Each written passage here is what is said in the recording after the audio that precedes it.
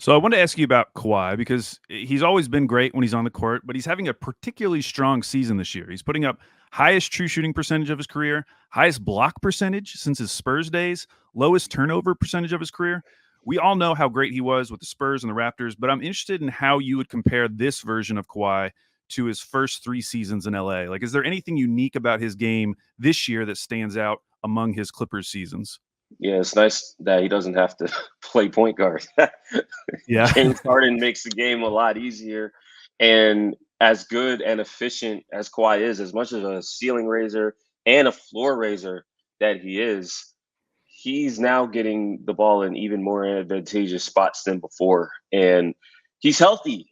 He's healthy. Last year, he didn't find a rhythm until I want to say this time last year, Mhm. middle of January. And the year before, he missed the entire season. He was playing great in Toronto's first season. And even that year, he was playing back to backs, but he had some things in the second half of the year where, he did miss those 20 games. And then he played amazing in the playoffs and then he tore his ACL. So the his first year in LA, I mean, the Clippers got fined because they were not sure what to say about Kawhi's health status. Like, you're not seeing any of that this year. He's Yeah. healthy.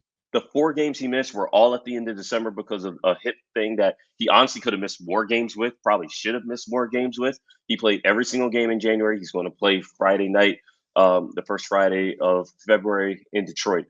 And so it's a combination of him feeling good, him being in the league for more than 10 years and understanding mentally and just the awareness of the league. Like, he knows exactly where he wins at. And from a personnel standpoint, he plays with Paul George and James Harden.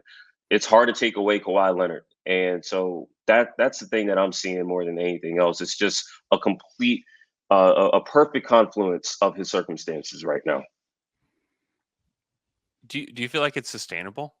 Or do you or like you and like Clippers fans just like, all right, this has been really cool, but we're just kind of waiting for, something to happen here. Is there any of that, or is it like no, like he seems solid? Like what's your perspective on that? Kawhi Leonard's a great player, so that part's sustainable. Everyone knocks on wood around the Clippers, coaches, staff members about the health part of it, but Yeah. you can't, you can't fear health. I think you just have to play basketball, and Kawhi's playing. Like, it's just nice to have him play and appreciate that. And Yeah. you're always hoping that he gets through. A fluke can happen, but it's basketball. Like, if a guy gets hurt, in the end of fourth quarter, everyone gets emotional. Guy gets hurt in the first quarter of a game. What's the difference? You know what I mean? Like, I Mhm. mean, so everyone's hoping that he just stays on the floor. I hope everyone who's a fan of good basketball hopes that he's able to stay on the floor. But Yeah. his performance, I actually think his performance can get better. Kawhi's had some games where he just doesn't have it, where he's missing shots where you just were like, wow, what the heck happened here? I've seen that at least once every 2.5 weeks with him, a couple months, couple times a month at least.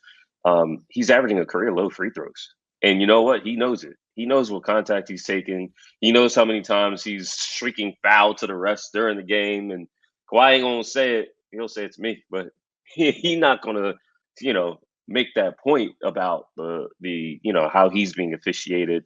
But we see it. It's funny every time I see someone complain about offense in the league, and I'm also like, well, things can get even crazier if they called everything they could call. So, Yeah. and that is you're going to see in the playoffs. In the playoffs, I wonder who's going to get calls and who won't. The Clippers stars, their free throw attempt rate is really low. Like, and so Kawhi could easily be averaging another point or two per game just off of that. That part is that part's sustainable. This is a team that failed and then succeeded. Not This isn't a team that had it together like from the jump, especially after the James Harden trade. So that's the part where it feels like they can be even better, and they've continued to improve.